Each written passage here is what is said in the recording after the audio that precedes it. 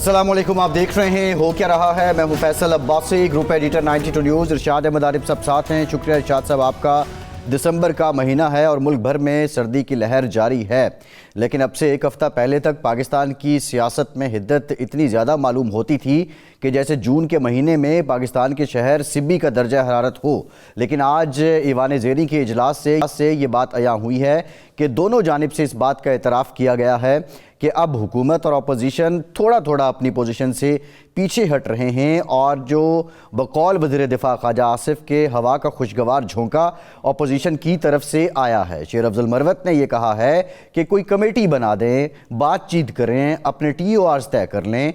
आज राना सनाउल्लाह जो सियासी उमूर के मुशीर भी हैं वज़ीर आज़म के, उन्होंने बॉल को एक मरतबा फिर स्पीकर अयाज सादिक की कोर्ट पे फेंका है और ये कहा है कि स्पीकर साहब वज़ीर आज़म से बात करें। अब बज़ाहिर लग रहा है कि हुकूमत और अपोजिशन के बीच एक पार्लिमानी कमेटी या हुकूमती कमेटी बनने पर कुछ ग्रीन सिग्नल नज़र आ रहे हैं। पाकिस्तान की सियासत में तलखी जिस इंतहा को पहुंच चुकी थी, क्या अब वो कम होगी, या दोनों जानिब से ये कोशिश की जा रही है कि ऑप्टिक्स के लिए आई वॉश किया जाए और माहौल जूं का तूं रहे। बहरहाल पाकिस्तान में सियासी इस्तेहकाम का आना ज़रूरी है, और इसके लिए अगर हुकूमत और अपोजिशन अपनी अपनी पोजीशनों से थोड़ा पीछे हटते हैं तो यकीनी तौर पर इस पर तमाम जो मकातिब फ़िक्र हैं वो इस बात को दाद देंगे, इसकी तहसीन करेंगे। दूसरी जानिब मौलाना फजल रहमान आज ईवान में बोले, खुलकर बोले। रजिस्ट्रेशन के मामले पे हुकूमत को आड़े हाथों लिया और ये कहा कि मदरसा रजिस्ट्रेशन जो कानून साजी है उसकी मंजूरी में सबसे बड़ी रुकावट खुद हुकूमत है। उन्होंने ये भी कहा कि 1.5 माह पहले मंजूरी हो गई और उसके बाद हंगामा खड़ा हो गया। इस मंजूरी में पार्लियामान में मौजूद और हुकूमत में मौजूद तमाम जमातों ने वोट भी किया और अब सदर ममलिकत के एतराज़ात सामने आ गए। वज़ीर क़ानून आज़म नज़ीर तारड़ ने उनको रिस्पॉन्ड किया, लेकिन अब क्या इस मामले का कोई हल निकल आएगा या नहीं। मौलाना फजल रहमान ने यह मुतालबा किया कि ये जो बिल है जो मंजूर हुआ है पार्लियामान से, इसकी हतमी मंजूरी दी जाए, उसके बाद कोई तरमीम करनी है तो हम इसको देख लेंगे। ईवान और मैदान की जो धमकी है हुकूमत को मौलाना ने भी लगाई। पाकिस्तान तहरीक इंसाफ मुज़ाकरात की बात भी कर रही है और दूसरी जानिब सिविल नाफरमानी की धमकी भी लगा रही है। माहौल क्या होगा अगले चंद हफ्ते में? ये सर्दी का मौसम सियासी दर्जा हरारत मज़ीद कम करेगा या फिर हिद्दत बढ़ जाएगी? तमाम मामलात पे बात करेंगे। खुर्रम दस्तगीर साहब सीनियर सियासतदान हैं, मुस्लिम लीग नून के सीनियर रहनुमा, साबिक वफाकी वज़ीर प्रोग्राम में ज्वाइन कर रहे हैं। खुर्रम साहब बहुत शुक्रिया आपका, आपकी तरफ आएंगे। इरशाद साहब, लाहौर में भी ठंड है, इस्लामाबाद में कुछ ज़्यादा होती है, लेकिन दर्जा हरारत ऐसे ही लगता था कि जैसे हम हफ्ता पहले तक कि सिब्बी में हो सियासी दर्जा हरारत। अब ये जो हवा के ठंडे झोंके हैं जिसका एतराफ़ हो रहा है, ये फिलवक्त हैं या आप समझते हैं कि ये कुछ देर पा लग रहे हैं?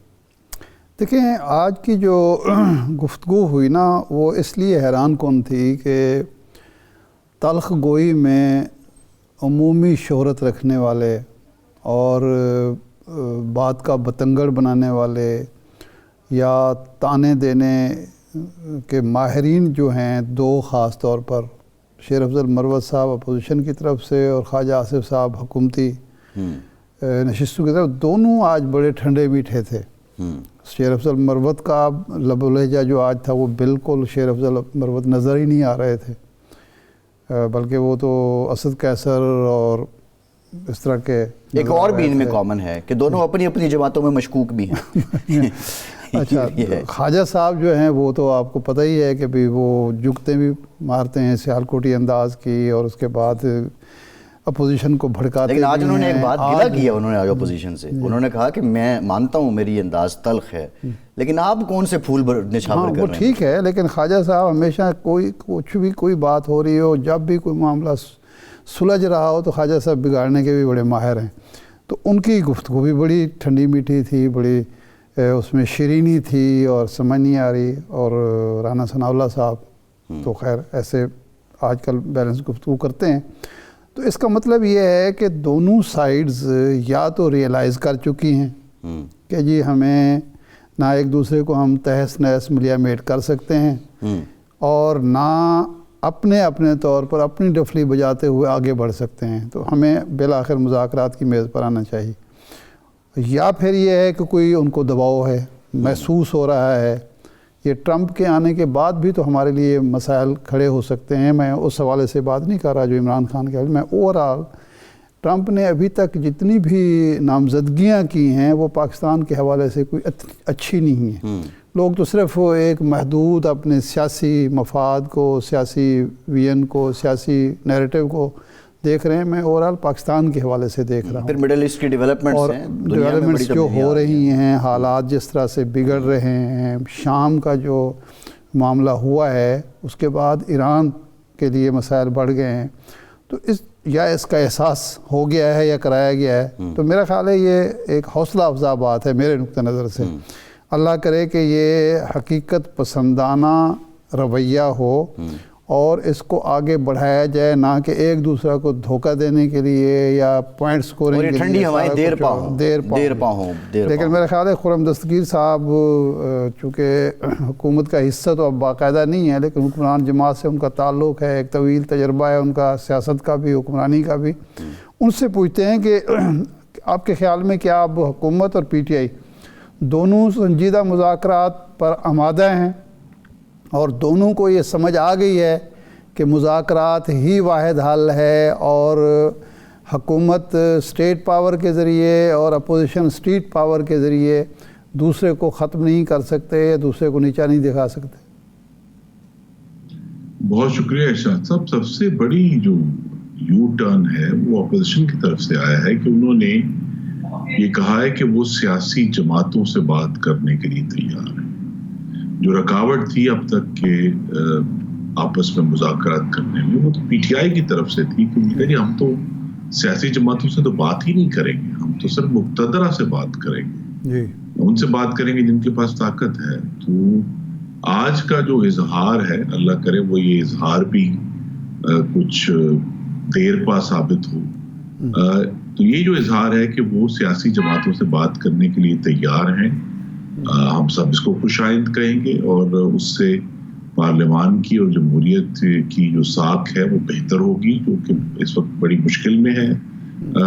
تو لہذا یہ جو مذاکرات کی دعوت ہے اور بات کرنے کا ایشو ہے، ہم تو ہمیشہ سے اس پہ حکومت کی طرف سے اس پر تیار تھے کہ ہم سے اینا رو نہ مانگیں آپ اپنے بانی چیئرمین کے لیے، لیکن ہم پاکستان کے عوام کے مسائل کے حل کے لیے اب دہشت گردی اتنی بڑی مشکل میں ڈالا ہوا اس نے خیبر پختونخوا میں رہنے والوں کو، اس پر ہم بات کرنے کے لیے تیار ہیں. اگر آپ کے پاس اگرچہ مہنگائی میں پہلے سے بہت کمی آئی ہے، لیکن اگر قیمتوں کو ایکچولی کم کرنے کے معاملے میں کوئی تجاویز ہیں تو ہم بات کرنے کے لیے تیار ہیں.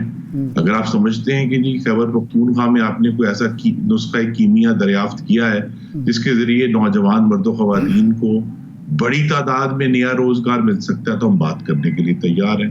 لیکن ابھی تک تو پی ٹی آئی کی طرف سے پہلی رکاوٹ میں نے کہا یہ تھی کہ وہ تو کہتے ہیں ہم سیاسی جماعت سے بات نہیں کریں گے.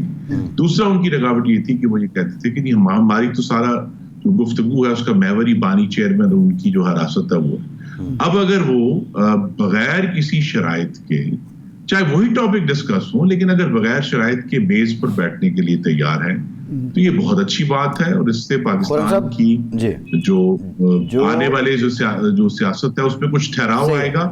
اور مجھے زیادہ خوشی اس بات کی ہے کہ خیبر پختونخوا کے وسائل جو ابھی تک اسلام آباد پر حملہ آور ہونے کے لیے استعمال ہو رہے تھے، شاید اب وہ دوبارہ خیبر پختونخوا میں رہنے والے میرے بھائیوں یہ بتائیے خرم صاحب، آج کے اجلاس سے پہلے تک جو حکومت کی طرف سے پی ٹی آئی کیونکہ پچھلے ایک آدھ ہفتے سے وہ کہہ رہی ہے، مذاکراتی کمیٹی بھی انہوں نے تشکیل دے دی، حکومت کی طرف سے اس معاملے میں سرد مہری تھی یا حکومت یہ شو کر رہی تھی کہ وہ مذاکرات نہیں کریں گے، ایک ہٹ درمی تھی.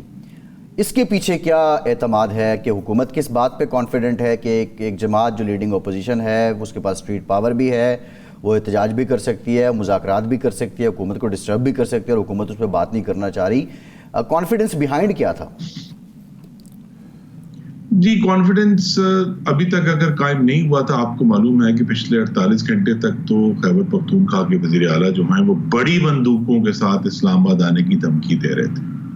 تو پی ٹی آئی کے اندر سے ان کے اوپر ضرور کوئی وہاں آپس میں ان کی مشاورت ہوئی ہے کہ وہ جو مستقل بمباری پشاور سے اسلام آباد پر ہو رہی ہے، لفظی بمباری، اس کو روکا جائے اور آ کے قومی اسمبلی میں، جو کہ درست طریقہ ہے، پارلیمان میں کوئی امن کی بات کی جائے تاکہ ہم اس چیز پر فوکس کر سکیں جس کے لیے پاکستان کی عوام نے ووٹ دیا ہے، اور وہ ہے کہ پاکستان میں رہنے والوں کی زندگیاں بہتر کرنا، اس پر فوکس کرنا۔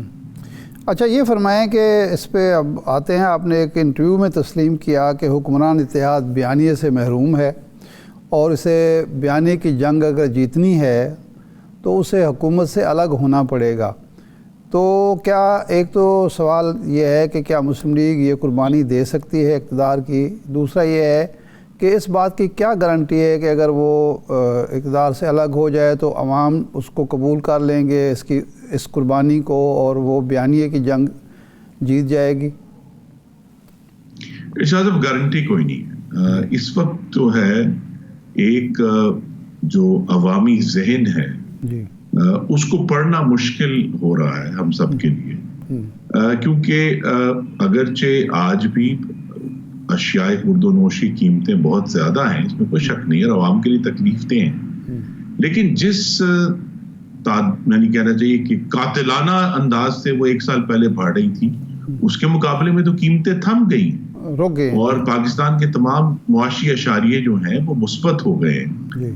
اور یہ جو سوچ ہے کہ عوام کی زندگیوں میں بہتری کیسے لائی جاتی ہے، اسکولوں کے ذریعے، اسپتالوں کے ذریعے، سڑکوں کے ذریعے، پلوں کے ذریعے، انفراسٹرکچر کے ذریعے، امن و امان کے ذریعے، لیکن یوں محسوس ہوتا ہے کہ یہ جو جتھا جس طرح بھی 26 نومبر کو حملہ آور تھا، وہ تو کسی بھی مثبت یا تعمیری مقصد کے لیے حملہ آور نہیں ہو رہے تھے نا، وہ سڑکوں کے لیے نہیں آ رہے تھے، وہ اسکولوں کے لیے نہیں آ رہے تھے، وہ اسپتالوں کے لیے نہیں آ رہے تھے، وہ صرف ایک بڑے تخریبی ذہن سے۔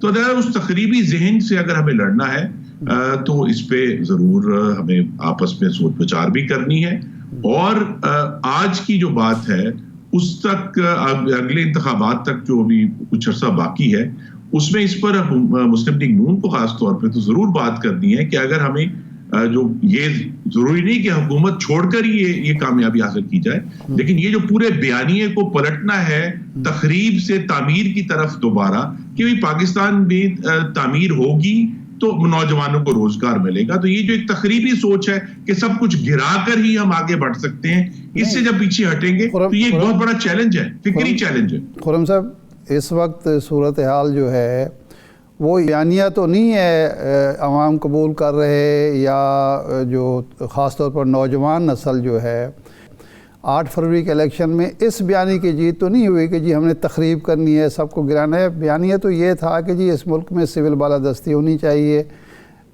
سیاسی معاملات میں مداخلت نہیں ہونی چاہیے، مینڈیٹ کی عزت ہونی چاہیے، جس طرح کہ آپ کا ایک نیریٹو تھا ووٹ کی عزت ہونی چاہیے، اور ساتھ ہی ساتھ ہے کہ نیشنل بلڈنگ ہونی چاہیے۔ اگر نوجوان نسل اور قوم کی اکثریت اس کو قبول کر رہی ہے تو اس کو آپ تخریبی بیانیہ کیسے قرار دے سکتے ہیں؟ نہیں، کیونکہ دیکھیے نا، بات یہ ہے کہ ابھی اس پر جو وہیکل یا جو انہوں نے گاڑی اپنے جن خیالات کا آپ نے اظہار کیا ہے، اگر اس کا وہیکل پاکستان تحریک انصاف ہے تو وہ تو ایک تخریبی وہیکل ہے نا، کیونکہ ان کا عمل جو ہے الیکشن کے بعد سے وہ مستقل طور پر آگ لگانے کا عمل ہے، حملہ آور ہونے کا عمل ہے، تخریب کرنے کا عمل ہے، اور پاکستان کی شہریوں کی زندگیوں کے جو روزگار ہیں، ان کے کاروبار ہیں، اس میں خلل ڈالنے کا عمل ہے۔ تو لہذا وہ بیانیہ اس حد تک تو ہم اس پر ضرور قیاس آرائی کر سکتے ہیں کہ 8 فروری کو لوگوں نے ووٹ کیوں ڈالا، لیکن اس کا جو عملی اظہار ہے وہ تو تخریب اور فاشزم کی صورت میں آ رہا ہے، جو کہ پاکستان کے لیے کسی طرح بھی سود مند نہیں ہے۔ دیکھیں وہ تخریب کا بیانیہ بنا رہے ہیں یا کوئی اور بیانیہ ہے، ان کے بیانیہ کو لوگ بائے کر رہے ہیں، اس کو کاؤنٹر کرنا، اس کو ایکسپوز کرنا ان کی مخالف سیاسی جماعت یعنی حکومت کی جو جماعتیں، ان کی ذمہ داری بنتی ہے۔ یہاں عالم یہ ہے کہ حکومت ہونے کے باوجود میاں نواز شریف صاحب بالکل پراسرار خاموشی اپنائے ہوئے ہیں۔ آپ نہیں سمجھتے کہ آپ کی جو پارٹی قیادت ہے، بالخصوص جو سپریم لیڈرشپ ہے آپ کی، میاں نواز شریف صاحب ہیں، مریم نواز صاحبہ ہیں، حمزہ شہباز صاحب ہیں، جب تک یہ نہیں بولیں گے اس وقت تک آپ بیانیہ نہیں بنا سکیں گے؟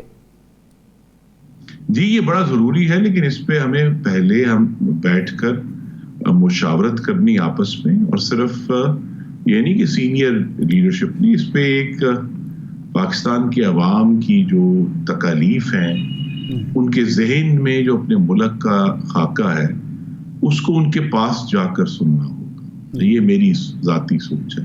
چاہے وہ خیبر پختونخوا ہے, گلگت بلتستان ہے, آزاد جموں کشمیر ہے, بلوچستان ہے, سندھ ہے, ایون پنجاب کے بہت سارے علاقے ہیں, کہ ہمیں جا کر جو ہمارے سیاست کے روایتی طریقے تھے اس سے ہٹ کر اب جو نئی نسل آ رہی ہے اس کی بات سننی ہوگی کہ وہ کیا سمجھتے ہیں. کیونکہ دیکھیے, جو میں پھر کہوں گا جو وہیکل انہوں نے چنا ہے وہ جو پاکستان تحریک انصاف ہے, وہ تو کوئی جمہوریت کی جنگ نہیں لڑ رہے. آپ کے خیال میں جو ہم نے 8 فروری کے بعد سے ان کا عمل دیکھا ہے, یا اس سے پہلے 9 مئی 2023 کا جو عمل تھا, کیا وہ جمہوریت کے لیے تھا, کیا وہ سویلین بالادستی کے لیے تھا؟ میں شاہد صاحب سے بڑے نہیں ہے, ان کا جو عمل ہے وہ سویلین بالادستی کے لیے کبھی بھی نہیں رہا. آگے چلتے ہیں. اصل میں اس وقت جو حکمران اتحاد ہے یا آپ کی حکومت خاص مسلم لیگ نون کے حوالے سے, آپ کے اپنے اتحادی ایم کیو ایم کو شکایات ہیں کہ آپ وعدے پورے نہیں کرتے, پیپلز پارٹی کو شکایات ہے آپ تحریری معاہدے کی پاسداری نہیں کرتے. مولانا فضل الرحمان صاحب کہتے ہیں کہ ایک بل آپ خود لاتے ہیں, ہم اس کو ووٹ کرتے ہیں, اب آپ کو گزر نوٹیفیکیشن کرنے میں مشکلات پیش آ رہی ہیں, وعدہ خلافی آپ کر رہے ہیں. تو اب جب آپ نے اتحادیوں کو قائل نہیں کر پا رہے تو وہ نوجوان نسل یا وہ لوگ جو پہلے ہی آپ کے خلاف ہیں ان کو کیسے قائل کریں گے؟ یہ خامیاں بھی تو حکومت کو پہلے یا مسلم لیگ کو دور کرنی پڑیں گی. جی, تو یہ شہباز شریف صاحب ان کی کابینہ کے لیے بہت بڑا چیلنج ہے کہ وہ جو سیاسی انتظام ہے, پولیٹیکل مینجمنٹ ہے, اور اس کے ساتھ ہی میں کہوں گا جڑا ہوا ہے جو کمیونیکیشنز ہے, ابلاغ کا جو چیلنج ہے, یہ دونوں جو جڑواں چیلنج ہیں ان سے نمٹنے کے لیے اب یہ سال تو ختم ہو رہا ہے, لیکن 2025 میں زیادہ تندہی سے, زیادہ ولولے سے اس ٹوین چیلنج کا سامنا کرنا ہے کہ جو ہمارے ہواری ہیں جنہوں نے اب بڑے مشکل حالات میں بھی مسلم لیگ نون کا ساتھ دیا ہے, ان کے ساتھ مستقل مشاورت جاری رکھی جائے, مولانا کے ساتھ مستقل مشاورت جاری رکھی جائے, اور جو پولیٹیکل مینجمنٹ کا نظام ہے اس میں کچھ تبدیلیاں لا کر اس کو زیادہ متحرک کیا جائے. کیونکہ اب آج کا جو دور ہے, اور اسی لیے میں نے ابلاغ کو اس کے ساتھ جوڑا ہے, کہ جہاں 24 گھنٹے میڈیا گفتگو ہو رہا ہے, لوگ کامنٹس دے رہے ہیں, اس میں اب وہ لگژری نہیں رہی کہ آپ کسی بھی چیز میں تاخیر کر سکیں. آپ کو مستقل جو ہے حکومت کو اس پر عمل کرنا. میری یہ توقع ہے کہ شہباز شریف صاحب اس سے اچھی طرح آگاہ ہیں اور آنے والے دنوں میں بہتر ٹیم کے ذریعے ان ایشوز کو حل کریں. نہیں, کمیونیکیشن کا تو یہ عالم ہے کہ اب تقریباً 10 مہینے ہو گئے آپ کی حکومت کو. میاں شہباز شریف صاحب نے آج تک نیشنل میڈیا کے ساتھ کوئی انٹریکشن ان کی نہیں ہوئی, کوئی پریس بریفنگ نہیں ہوئی, ایڈیٹرز کے ساتھ, اینکرز کے ساتھ, تو کالمسٹوں کے ساتھ. سی ایم پنجاب نے نہیں کی, سی ایم پنجاب کی آج تک کوئی انٹریکشن نہیں ہوئی. تو یہ جو ہے اس کو دور کون کرے گا, کیسے کرے گا؟ دوسرا, اس کے ساتھ ہی میں دوسرا سوال بھی کر دوں. آپ جیسے سینئر رہنما کی جناب نواز شریف صاحب سے 1 سال سے ملاقات نہیں ہوئی. ایک ملاقات جو ہوئی وہ بھی انٹرویو کے حوالے سے, الیکشن کا انٹرویو جو تھا ٹکٹ کے حوالے سے. تو یہ کوئی رکاوٹ ڈالی جا رہی ہے یا میاں صاحب خود اب اوائڈ کرتے ہیں اپنے سینئر ساتھیوں کے ساتھ یا اپنے کولیگز کے ساتھ ملنے میں؟ جی, میں تو اس پر قیاس آرائی نہیں کروں گا, لیکن وہ جماعت کے قائد ہیں, وہ پاکستان میں جو پاکستان بننے کے بعد جو چند کلیدی لیڈران ہیں ان میں سے ان کا شمار ہوتا ہے. تو وہ اب اس معاملے کو بہتر سمجھ سکتے ہیں. وہ پارٹی کے صدر بھی منتخب ہوئے تھے مئی میں, کہ وہ پارٹی کو کہاں لے کر جانا چاہتے ہیں. لیکن ہم سب کو اس کا ادراک کرنا ہے کہ اب اس 21ویں صدی میں جہاں حقیقت کا جو فیصلہ ہے کہ کیا چیز حقیقت ہے وہ موبائل فون میں آ کر سمٹ گیا ہے, تو ہمیں اس چیلنج میں جو حقیقت ڈیفائن کرنے کی ایک جنگ ہے کہ حقیقت کا فیصلہ کیسے ہوگا, اس کے لیے ہمیں مستقل کام کرنا ہے. اس میں ہم سب کو اس کا ادراک پہلے سے بہتر ہے, اور انشاءاللہ میاں نواز شریف بھی اس میں آنے والے دنوں میں بہتر حرکت کے ذریعے اور بہتر مشاورت کے ذریعے آگے بڑھیں گے.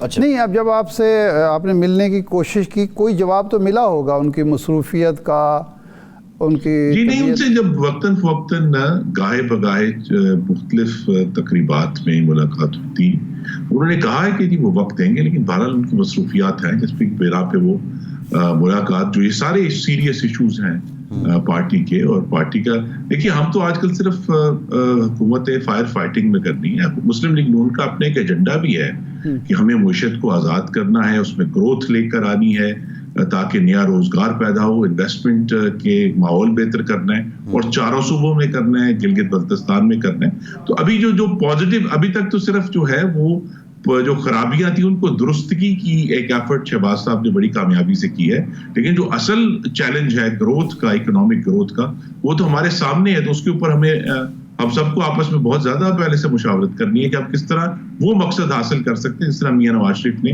1990 में करके दिखाया था।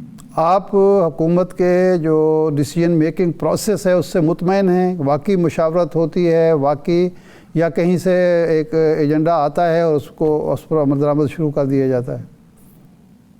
जी देखिए, मुझे चूंकि इस बारे में कोई फर्स्ट हैंड इंफॉर्मेशन नहीं, तो मैं उस पर बात नहीं कर सकता, लेकिन मैं ये जरूर समझता हूँ कि अभी तक तो हुकूमत के ऊपर, और जो कि पहली हमसे गुफ्तगू की उससे ये बात जुड़ी हुई है कि अगर एक फाशिस्ट था जो मुस्तकिल हमलावर था, अगर वो हमलावर होने में अब कोई उसमें वक्त लेता है और हमारे पास अगले 5 से 6 महीने आते हैं कि हम जो दूसरे इश्यूज हैं इमरजेंसीज को छोड़कर दूसरे इशू में मुल्क की जो दूसरी बीमारियां उनको इलाज कर सकें, तो उसमें फिर हुकूमत के पास बेहतर वक्त होगा फैसला साजी को भी रिफाइन करने का, और दूसरे जो संजीदा इशूज अब उठ खड़े हुए हैं जिसमें सबसे बड़ा दहशतगर्दी है उससे डील करने का भी, और उसके लिए भी एक बाकायदा लाअमल और एक इत्तेहाद की जरूरत है, सियासी इत्तेहाद की जरूरत है, जो कि हमें आने वाले, बल्कि अब तो हफ्ते नहीं है, आने वाले चंद दिनों में इस पर जरूर पेशरफ्त होनी चाहिए। जी ठीक, बहुत शुक्रिया खुर्रम दस्तगीर साहब आपके वक्त का। के बाद वापस आएंगे, पाकिस्तान तहरीक इंसाफ का मौक़िफ़ लेंगे, हमारे साथ रहिए।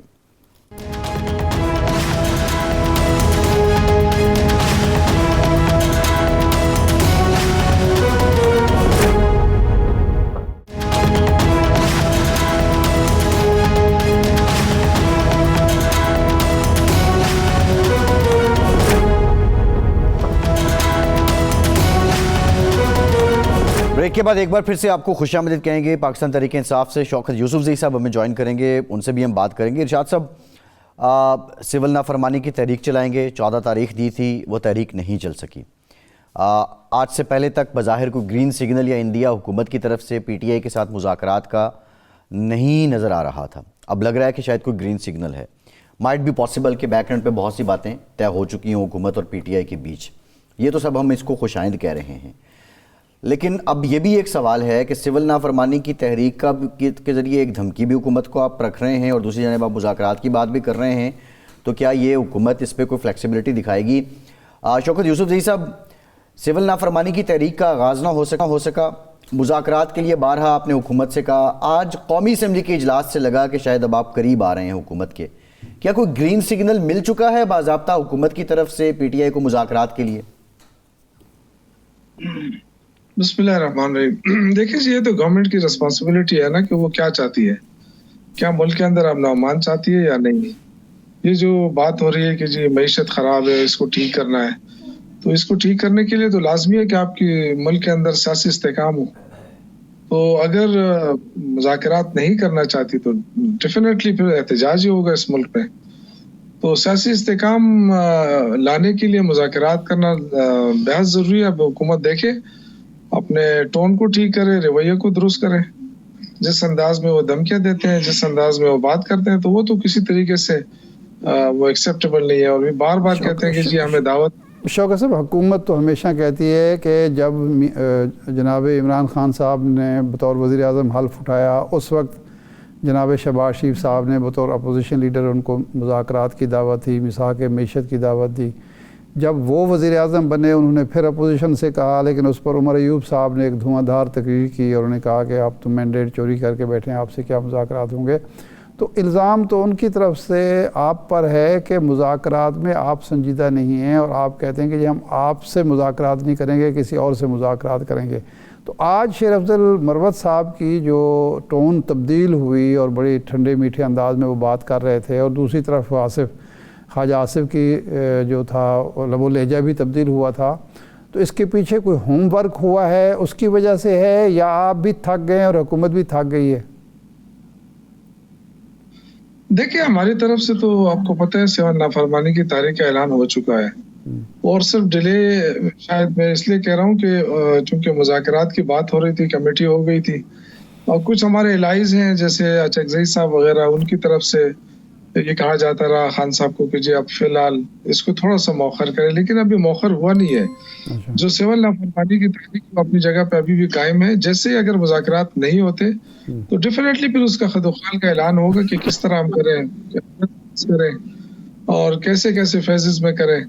تو اب یہ گورنمنٹ دیکھ رہی ہے، شاید یہ اعصاب کی جنگ ہے اور ان کو شاید یہ لگ رہا تھا کہ پی ٹی آئی کمزور ہو گئی ہے اس لیے مذاکرات کی بات کر رہی ہے، یا پھر ان کے پاس اختیارات نہیں ہے. تو جو عمران خان کہتا تھا کہ ہم مذاکرات نہیں کرتے کیونکہ ان کے پاس اختیار نہیں ہے، تو میرے خیال سے اب یہ چیز ثابت ہو رہی ہے. سوال یہ ہے کہ آپ کے پی کے سے لوگ لائیں، آپ وہاں پہ الجہاد کے نعروں کے ساتھ لوگ لے کے آئیں، اسلام آباد پہ چڑھائی کریں، سول نافرمانی کی تحریک چلا دیں، اور پھر آپ ان کا مینڈیٹ بھی تسلیم نہ کریں بقول ان کے، بقول آپ کے کہ آپ کہتے ہیں کہ جعلی مینڈیٹ ہے. یہ سب باتیں، ٹون تو آپ کی طرف سے بھی کوئی مروت والی تو نہیں تھی، لیکن سوال یہ ہے کہ اگر ادھر سے کوئی اوور ویلمنگ رسپانس آ رہا ہے تو آپ نہیں سمجھتے کہ اب پی ٹی آئی کو بھی اب تھوڑی کے ناخن لینے پڑیں گے، اپنے انداز تھوڑے بہتر کرنے پڑیں گے؟ ارشاد صاحب، یہی سوال میرا آپ کے سامنے بھی ہے کہ دونوں جانب سے آگ برابر کی لگی تھی نا. اب آپ ایک جانب مذاکرات کی بات بھی کر رہے ہیں اور سول نافرمانی کی. سول نافرمانی کا فائدہ تو نہیں ہونا پاکستان کو، نقصان ہی ہونا ہے. میں آپ کو بتاؤں، بات یہ ہے کہ مذاکرات، پہلی بات تو یہ ہے مذاکرات مجبوراً ہوں، خوشی سے ہوں، دباؤ کے تحت ہوں، وہ خوش آئند ہیں. وہ اپوزیشن اس پر آمادہ ہو یا حکومت ہو، رسپانسبلٹی حکومت کی زیادہ ہوتی ہے کیونکہ اس نے پرفارم کرنا ہوتا ہے، اس نے ڈیلیور کرنا ہوتا ہے، اس نے ذمہ داری قبول کی ہوتی ہے. ایک بات. دوسری بات یہ ہے کہ اپوزیشن یہ تو نہیں کہہ سکتی کہ جناب ہم نے ہتھیار ڈال دیے، ہمارے پاس اب کوئی کارڈ نہیں بچا، اب آپ مہربانی کریں ہمارے ساتھ مذاکرات کریں، کیا شرائط ہیں آپ کی تاکہ ہم بیٹھ کے طے کریں کہ ان کو کس حد تک ماننا ہے. ظاہر ہے مذاکرات جب بھی ہوتے ہیں دونوں فریقوں کی خواہش یہ ہوتی ہے کہ ہم ایک اچھی بارگیننگ پوزیشن میں ہوتے ہوئے ہم اچھی بارگین کر سکیں. مذاکرات کی ٹیبل پر جب بیٹھیں تو ہماری پوزیشن آف اسٹرینتھ ہونی چاہیے، ویکنس نہیں ہونی چاہیے. تو انہوں نے ایک سول نافرمانی کی بات کی. تو یہ بات اگر انہوں نے کی ہے تو اس کے یہ تو نہیں ہو سکتا کہ وہ بالکل، اگر خدا نخواستہ اس طرف وہ چل پڑتے ہیں تو اس کا نقصان نہیں ہوگا، معیشت کو نقصان تو ہوگا. حکومت کا جو فرض بنتا ہے اب کہ اب مذاکرات جب شروع ہوں تو اس کو منطقی انجام تک پہنچانے کی کوشش کرے. اور ایک قومی ذمہ داری اپوزیشن کی اور تحریک انصاف کی بنتی ہے کہ اب وہ صرف اپنی سیاست کے بارے میں نہ سوچے، اپنی مقبولیت بڑھانے کے بارے میں نہ سوچے، اگلے الیکشن کے بارے میں نہ سوچے، بلکہ پاکستان کے بارے میں سوچے کہ پاکستان سیاسی حوالے سے عدم استحکام کا شکار ہے، معاشی حوالے سے جو ہے زوال پذیر ہے، اور جغرافیائی اور خطے کی جو اوورآل سچویشن ہے وہ ہمارے حق میں نہیں ہے. پہلے جو ہمیں کشن ملتا تھا، ہمیں جو سپیس ملتی تھی، وہ اب ملتی نظر نہیں آ رہی. تو اس تمام چیزوں کی روشنی میں حکومت کو بھی فیصلہ کرنا چاہیے اور اپوزیشن کو بھی فیصلہ کرنا چاہیے. اگر یہ ضد اور ہر درمی جاری رہتی ہے تو اس کا فائدہ نہ حکومت کو ہوگا، نہ تحریک انصاف کو ہوگا، نقصان ملک کو ہوگا، قوم کو ہوگا، جمہوریت کو ہوگا، پارلیمانی نظام کو ہوگا، اور معلوم نہیں پھر اس کے کیا نتائج نکلیں. تو میرا نقطہ نظر یہ ہے کہ مذاکرات دونوں کی ضرورت ہونی چاہیے، دونوں سمجھیں کہ ہماری ذمہ داری ہے مذاکرات کرنا. اچھا، کوئی احسان دوسرے پر نہ کرے، کوئی دوسرے پر احسان نہ کرے، اور کوئی دوسرے کو کمزور نہ سمجھے. صحیح. آج اگر مولانا فضل الرحمان کے ساتھ پی ٹی آئی ہم آہنگ ہو سکتی ہے، ان کے ساتھ بات کر سکتی ہے، تو میرے خیال کوئی مسلم لیگ نون کے ساتھ بھی کوئی ایسا بڑا مسئلہ نہیں ہے، کیونکہ ماضی میں تو مولانا ہی تھے جنہوں نے پی ٹی آئی کی حکومت کو ختم کیا. پی ڈی ایم کے سربراہ تو وہی تھے. شیر افضل مروت صاحب نے ایک بات کی آج، انہوں نے کہا کہ آج نظر آتا ہے کہ ہر جگہ طالبان کا قبضہ ہے. اب ظاہر آبویسلی وہ جو امن عامہ کے حالات ہیں ملک کے، بالخصوص کے پی کے کی جو بات کر رہے ہیں، اس پہ بھی تو انہوں نے ظاہر یہ چیزیں ہیں. تو یہ جو تنقید ہے، کیا پی ٹی آئی کے کیمپ میں اس طرح کی باتیں بھی کوئی کنسیڈر کر رہا ہے؟ 29 لوگ، آج اخبار میں خبر لگی کہ بچے کرم میں دوائی نہ ملنے کی وجہ سے، ترسیل نہ ہونے کی وجہ سے، سپلائی نہ ہونے کی وجہ سے وہ جان سے گئے. تو کیا اس طرف بھی کوئی ہے یا پی ٹی آئی کا وہی ہے معاملہ کہ ہم نے پانی چھڑانا ہے؟ لازمی بات ہے کہ وہ بھی ایک خیر ان کا ہے، حق بنتا ہے یا فرض بنتا ہے کہ اپنے بانی کو تو چھڑائیں نا وہ، لیکن یہ ہے کہ ایک حکومت ان کو ملی ہے، اس صوبے کے عوام کی کچھ ذمہ داریاں ان پر عائد ہوتی ہیں۔ اگر کرم میں ایک فساد جاری رہا اور 129 لوگ تو کم از کم اس میں شہید ہوئے نا، جہاں بحق ہوئے دونوں طرف سے، تو اس کو سنبھالنا صوبائی حکومت کی ذمہ داری ہے، مرکزی حکومت کی بھی ہے، لیکن پہلی ترجیح جو ہے وہ صوبائی حکومت کی بنتی ہے۔ اگر ادویات نہ ملنے کی وجہ سے، سپلائی نہ ہونے کی وجہ سے اتنے بچے جہاں بحق ہوتے ہیں تو یہ شرمناک بات ہے۔ اس دور میں، آج کے دور میں، جہاں دنیا میں ایک شخص کی موت کو بھی سنجیدگی سے لیا جاتا ہے اور ایک شخص کو صحت کو بھی سنجیدگی سے لیا جاتا ہے، وہاں 29 بچے چلے جائیں تو انتظامیہ کی نااہلی کی وجہ سے، ادویات میسر نہ ہونے کی وجہ سے، تو یہ شرمناک بات ہے۔ حالانکہ ادویات کی ترسیل تو جگہوں میں بھی نہیں روکی جاتی ہے۔ ہاں، احساس ہونا چاہیے اس کو، اور دیکھنا چاہیے کہ اچھا پی ٹی آئی پر یہ ذمہ داری اس لیے بھی عائد ہوتی ہے کہ یہ اس کی تیسری حکومت ہے اس صوبے میں۔ 13 کے بعد وہ مسلسل برسر اقتدار ہے، تو جو دعویٰ کیا جاتا ہے کہ وہاں ہم نے تعلیم کا نظام بہتر کیا، ہم نے صحت کا نظام بہتر کیا، ہم نے پٹوار خانہ اور محکمہ مال کا نظام ہے، یہ 3 دعوے ہمیشہ، چوتھا پولیس کا بھی، لیکن یہ ہے کہ زیادہ زور اس پر دیا جاتا ہے۔ تو وہاں اگر یہ حالت ہے، 29 بچے جو ہیں ادویات نہ ملنے کی وجہ سے، تو بہرحال اس پر سنجیدگی سے پارٹی کو بھی غور کرنا چاہیے، حکومت بھی غور کرنا چاہیے۔ اگر گنڈاپور صاحب یا ان کے وزیر صحت یا ان کی انتظامیہ یا ان کے جو محکمہ صحت ہے وہ توجہ نہیں کر رہا، تو پارٹی کا فرض بنتا ہے، پارٹی لیڈرشپ کا فرض بنتا ہے کہ وہ ان کو مجبور کرے کہ بھئی آپ کارکردگی، پرفارمنس، گورننس، آنیسٹلی سپیکنگ کے پی سے بلانگ کرتا ہوں، وہ ترجیح نہیں ہے۔ ترجیح وہی ہے کہ جو چیز مقبول کرتی ہے پارٹی کو، جو نیریٹو کاؤنٹر ہے۔ نہیں دیکھیں، یہ بات یہ تھوڑا سا سویپنگ سٹیٹمنٹ ہو جائے گی۔ اگر وہاں کے عوام ایک پارٹی کو تیسری بار ووٹ دے رہے ہیں تو اس کا مطلب یہ ہے کہ کارکردگی پہ ووٹ نہیں دیا۔ کس بات پہ ووٹ دیا؟ آپ شیر افضل مروہ صاحب کی سٹیٹمنٹ آپ سنیں، انہی کا بھی ہم ذکر کر رہے ہیں، انہوں نے کہا کارکردگی پہ ووٹ دیتے تو ہم کہیں نہ ہوتے۔ کارکردگی کے پی کے میں، ارشاد صاحب آئی بلانگ ٹو کے پی، میں آپ کو بتاؤں کہ کچھ بھی نہیں ہے وہاں پہ۔ اب آپ کمپیریزن کریں نا، پنجاب حکومت آپٹکس کے لیے بھلے جو کر رہی ہے کہ بھائی آپ دوائیاں گھر پہنچا رہی ہے، انسولین گھر پہنچا رہی ہیں، ایک سوال ہے، وہاں پہ ایسی کوئی آپٹکس بھی نہیں ہے، بی ایچ یو میں ڈاکٹر نہیں ملتا ہے ارشاد صاحب۔ یہ تو اس کا مطلب ہے کے پی کے کی شہرت یہ تھی کہ اس نے کبھی کسی پارٹی کو دوسری بار اقتدار نہیں دیا۔ یہ پرویز خٹک صاحب کے دور کا کھا رہے ہیں جو انہوں نے پرفارم کیا ہے، یار پرفارم کیا ہے نا وہ دوسری حکومت نہیں، 13 والے کو، وہ جو 18 میں حکومت ختم ہو گئی، اس کا 24 میں لوگوں نے ریوارڈ دیا ہے۔ نہیں، وہ جو چل رہا ہے، دیکھیں پارٹی اس سے اسٹرینتھن ہوئی ہے ارشاد صاحب، پارٹی اس سے مضبوط ہوئی ہے، پارٹی کی ایک جگہ بنی ہے۔ 5 سال، 3.5 سال ایک اور وزیر اعلیٰ، ایک اور حکومت آ چکی ہے، آپ کیسی بات کر رہے ہیں؟ اور 5 سال گزر گیا اس کو۔ اس سے پہلے کے پی میں پی ٹی آئی تو نہیں تھی نا ارشاد صاحب، 2013 سے 18 میں اس کی بنیاد ڈلی ہے وہاں پہ۔ وہ بنیاد ڈل گئی نا، اگلی دفعہ بھی انہوں نے دے دیا ووٹ، اب یہ تیسری دفعہ کیوں دے دیا بھائی؟ یہ جو ابھی امریکہ سے غلامی والا نیریٹو تھا، obviously حقیقی آزادی والا تھا، جو قوموں کی لوگوں کی نفسیات سے کھیلا گیا۔ ایک بریک کے بعد واپس آتے ہیں، مزید بات کرتے ہیں، ہمارے ساتھ رہیے۔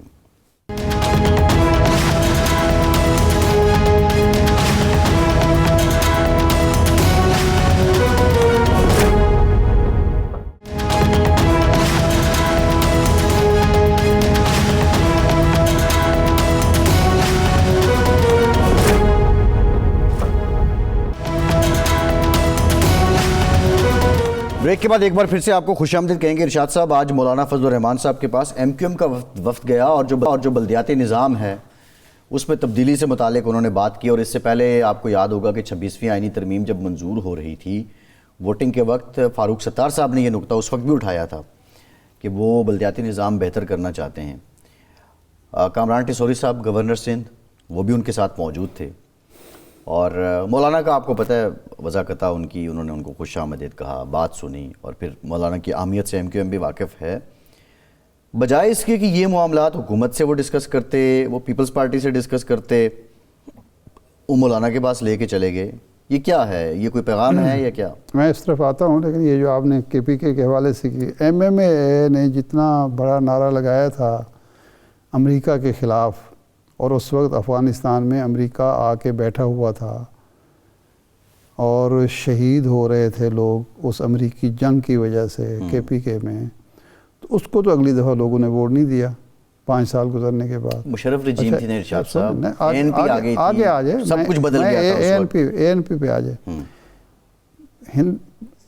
اس خطے میں جو 2-3 بڑی امریکی استعمار کے خلاف، سامراج کے خلاف قوتیں اور آوازیں سمجھی جاتی ہیں، ان میں ایک ANP کی آواز تھی، غفار خان کی، خان عبدالولی خان کی. تو ان کو تو اگلی دفعہ کسی نے، وہ 8 میں آئے 13 میں فارغ ہو گئے. پرفارم نہیں کر سکے نا، گورننس نہیں تھی ارشاد صاحب. انہوں نے تو دیکھیں، انہوں نے آ گئے نا. بحث نہ کریں، اس کا مطلب ہے کہ پرفارم نہیں کیا تو لوگوں نے فارغ کر دیا. MMA کو فارغ کر دیا، ANP کو فارغ کر دیا، نعرے پر نہیں اگلی دفعہ ووٹ دیا. نعرہ تو ان کا بلند تھا، مضبوط تھا. ان کی تو غفار خان کی زندگی جیل میں گزری، عبدالولی خان جیل کاٹتے رہے، ہمیشہ استعمار دشمنی کی وہ بات کرتے رہے، امریکہ دشمنی کی بات کرتے رہے. انہوں نے تو کتابیں لکھ ماری، وہ قائد اعظم کے اور مسلم لیگ کے خلاف کتابیں لکھتے رہے، لیکن ان کو دوسری ٹرم نہیں ملی. آپ مان لیں کہ بھائی یہ محمود خان کی حکومت کا ایک کام بتا دیں. یہ کسی پارٹی لیڈر سے آپ پوچھیں. میں یہ کہہ رہا ہوں کہ میں عوام کے مینڈیٹ کو تسلیم کرنے والا شخص ہوں. میں یہ نہیں ماننے کے لیے تیار کہ عوام اس ملک کے بے وقوف ہوتے ہیں اور وہ ایک پارٹی کو، پیپلز پارٹی کو ایک ٹرم دیتے ہیں، مسلم لیگ نون کو ایک ٹرم دیتے ہیں، ANP کو ایک ٹرم دیتے ہیں، MMA کو ایک ٹرم دیتے ہیں، ان کو تیسری ٹرم دیتے ہیں. ایک مختصر سوال ہے. نہیں بحث نہ کریں، آگے چلتے اب آگے. میں نے آپ کو بتا دیا نا، ہم آپس میں کیوں بحث کرتے رہیں؟ یہ پارٹی لیڈر آپس میں بیٹھ کے بحث کریں، ہمارا بنتا نہیں ہے. آپ نے ایک پوائنٹ دیا اور آپ نے خود مان لیا کہ انہوں نے پرفارم نہیں کیا تھا اس لیے فارغ ہو گئے. مشرف رجیم انہوں نے اگر پرفارم نہ کیا ہوتا تو یہ بھی دوسری بات. PMLQ کو ووٹ نہ ملتا، PMLQ کو مشرف رجیم کے بعد ووٹ نہ ملتا اگر وہ پرفارمنس پہ جاتے. پرویز الہی صاحب نے جو پرفارم کیا، یہ ڈائنامکس ہوتے ہیں، ڈائنامکس بدلے 9 اپریل 2022 کے بعد. فیصلہ اس ملک کے عوام نے کرنا ہے کسی پارٹی کی پرفارمنس کے بارے میں، آپ نے میں نے کرنا ہے. ریسپیکٹیبل ہے وہ فیصلہ، ریسپیکٹیبل بس عوام نے فیصلہ کر دیا، وہ ریسپیکٹیبل. اب ہمیں اس پہ بحث کر کے خامخواہ وقت نہیں ضائع کرنا چاہیے. اب آ جائیں اس ایشو پہ کہ مولانا فضل الرحمان صاحب کے پاس وہ گئے ہیں اگر، تو 2 ایشوز ہیں. وہ صرف اس نہیں گئے کہ وہ بلدیاتی انتخابات کا مسئلہ لے کر گئے ہیں. ان کے جو مقبول صدیقی صاحب ہیں وہ وزیر تعلیم ہیں.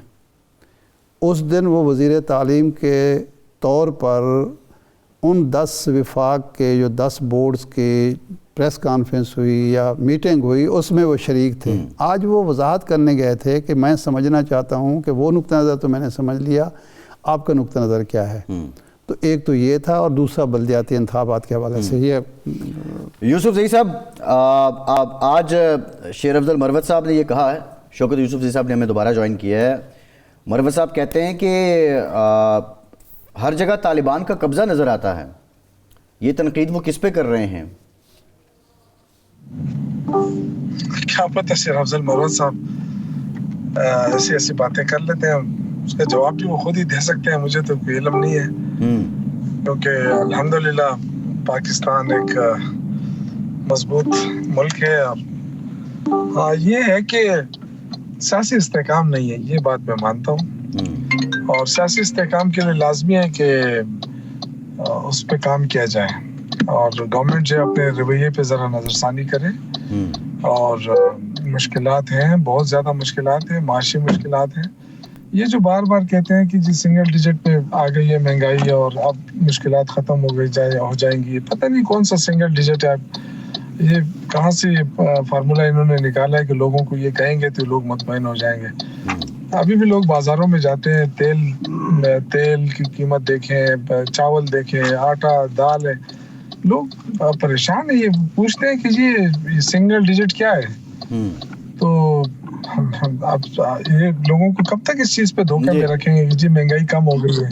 सही, अच्छा ये इश्यूज है यूसुफ जी साहब, यही बुनियादी सवाल है। पाकिस्तान तहरीक इंसाफ जो है अभी तक कोई महंगाई पे मईशत से मुतालिक कोई मार्च आपका सामने नहीं आया। एक और ख़बर आज अंग्रेज़ी अखबार ने लगाई, 29 बच्चे कुरम में दवाई ना मिलने की वजह से जान से गए हैं। ये फ़र्ज़ अवलीन किसकी ज़िम्मेदारी है? क्या आप समझते हैं कि अली अमीन गंडापुर उनकी जो टीम है ये उसकी ज़िम्मेदारी बनती है और यहाँ पे गफलत हुई है KP की हुकूमत से? देखिए ये तो देखिए सबकी रिस्पॉन्सिबिलिटी में आता है ना, तो वफाकी हुकूमत को इस्लामाबाद के लिए तो नहीं होती है। यहाँ पे देखिए अली अमीन गंडापुर साहब ने ये किया है कि आपने हेलीकॉप्टर दिया था और हर दूसरे दिन वो मेडिसिन पहुँचाता है, फुल भर के जाता है और 60 लाख 50 लाख 70 लाख की खेप जाती है मेडिसिन की। तो जाहिर है डेफिनेटली इतना बड़ा वाक़यात हुए थे, वहाँ पे मुश्किलात तो थी, तो इसमें वफाकी हुकूमत को भी थोड़ा सा अपना रोल अदा करना चाहिए था। बदकिस्मती से वो सिर्फ और सिर्फ PTI को क्रश करने पे लगी हुई है और ये देख रही है कि हुकूमत से क्या गलतियां हो रही हैं। इसके अलावा तो मुझे नहीं लग रहा है कि कोई वो दिलचस्पी ले रहे हैं खैबर पख्तूनख्वा के अंदर।